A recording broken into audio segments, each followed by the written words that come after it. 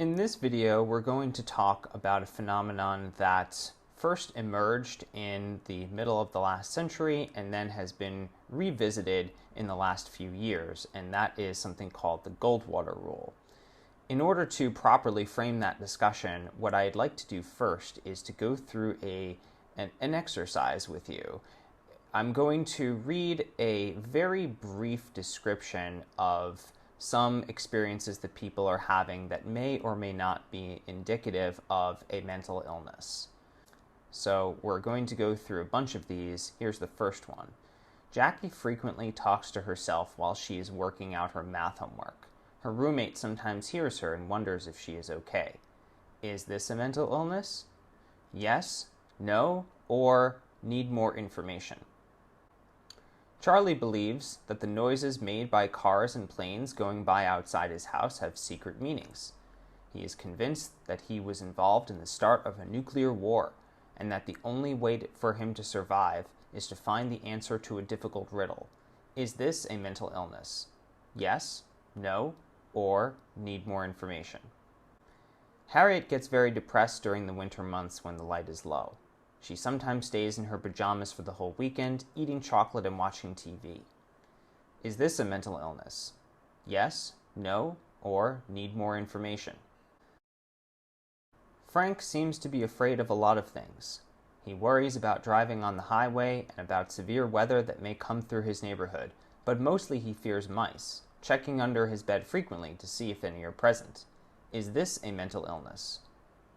Yes, no, or need more information? John is a worshiper who speaks in tongues at an evangelical church and views himself as, quote, filled with the Holy Spirit. He is considered blessed with the gift to speak the language of angels. Is this a mental illness? Yes, no, or need more information? Melanie identifies as a vampire. She routinely cuts her sexual partners with a sterilized knife and drinks a small amount of their blood with their full consent. She feels energized and invigorated afterward. Is this a mental illness? Yes, no, or need more information? James has adopted the persona of a cartoon cat that he grew up watching. He dons a full cat suit and behaves as an anthropomorphized version of the animal, for example, meowing. James attends conventions with other people who behave similarly. Is this a mental illness? Yes, no, or need more information?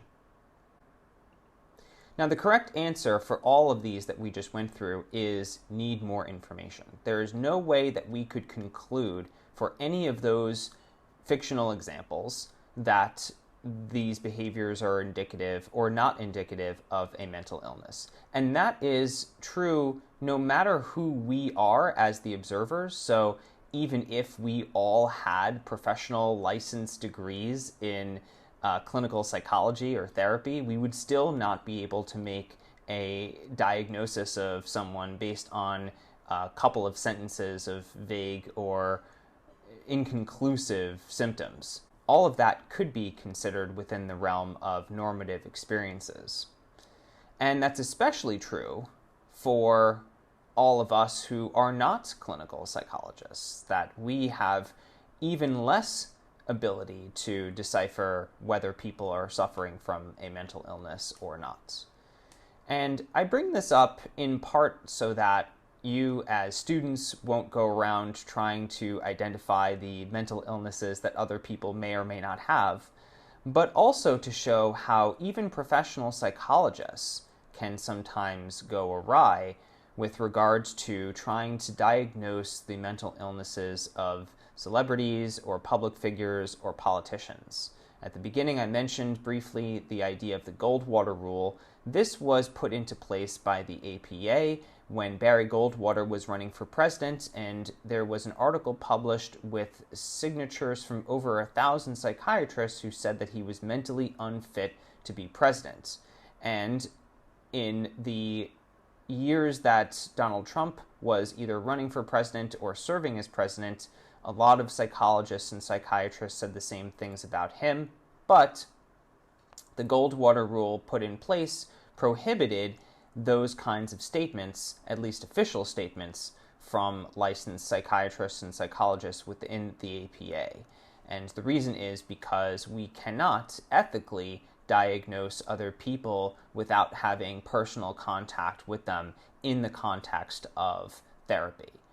So even if someone has a licensure and a degree in social work or psychology or some other related field, that does not give them license to diagnose mental illness in public figures.